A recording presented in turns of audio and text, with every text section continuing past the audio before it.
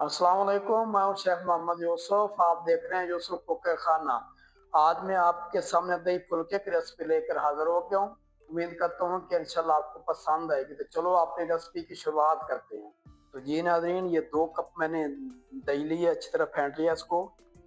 ये मैंने मिक्स फुल्की ली हैं, आप देख सकते हैं। ये मैंने 2 पैकेट लिए हैं। ये पापड़ी हैं, ये पैकेट ये लिया मैंने। और ये 3 मैंने आलू उबाल के इस तरह काट लिए स्लाइस की तरह। पास पुदीना है, ये 1.5 टी स्पून नमक है, ये चाट मसाला 1 टीस्पून, और ये इमली की सॉस है मेरे पास, ये कटोरी मैंने ली है। ये मैंने एक बर्तन रखा है, इसके अंदर पानी मैंने डाला है। इसके अंदर मैं ये फुल्कियाँ डाल रहा हूँ। तो ये आपको आसानी से बाजार से मिल जाएंगी। तो जैसे हमारी ये फुल्के नरम होगी तो हम इसको निकाल लेंगे। इनको बिल्कुल मलीदा भी नहीं करना, जैसे हाथ लगा के चेक कर लेंगे। जैसे हमारे गलेंगे तो इनका हम पानी निकाल लेंगे, इनको खुश कर देंगे, फिर दिखाते हैं आपको। तो जी नाज़रीन, आपको आप चेक कर आते हैं, आप देख सकते हैं ये हमारी फुल्की अच्छी तरह हो गई हैं।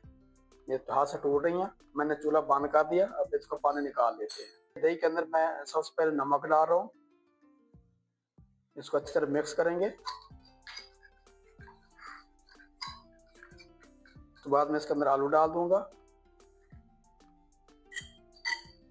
इसको अच्छे से मिक्स करेंगे। ये जो चाट मसाला मैंने रखा हुआ, ये आधा डाल रहा हूँ इसके अंदर,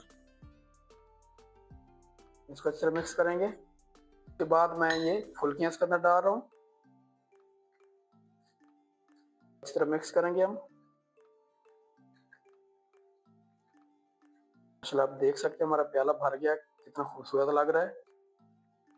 उसके बाद ये इमली की जो मैंने सॉस रखी थी, ये डाल दूंगा फैला के इसके अंदर, इसको अच्छी तरह मिक्स करेंगे। उसके बाद जो हमारा ये बचा हुआ था चाट मसाला, ये फैला के डाल दूंगा मैं। बाद जो हमारा जो पुदीना बचा हुआ था, ये डाल दूंगा। बाद जो मैंने पापड़ी रखी थी, ये डाल दूंगा इसके ऊपर ना।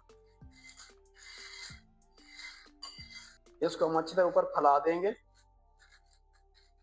तो आप देख सकते हैं माशाल्लाह हमारी दही फुल्कियाँ तैयार हो गई हैं। आप इस तरह माह रमजान में बना के खा सकते हैं। माशाल्लाह बहुत ही मजे की रेसिपी है। तो जो मैंने आज रेसिपी बनाई, उम्मीद करता हूँ कि इंशाल्लाह आपको पसंद आई होगी।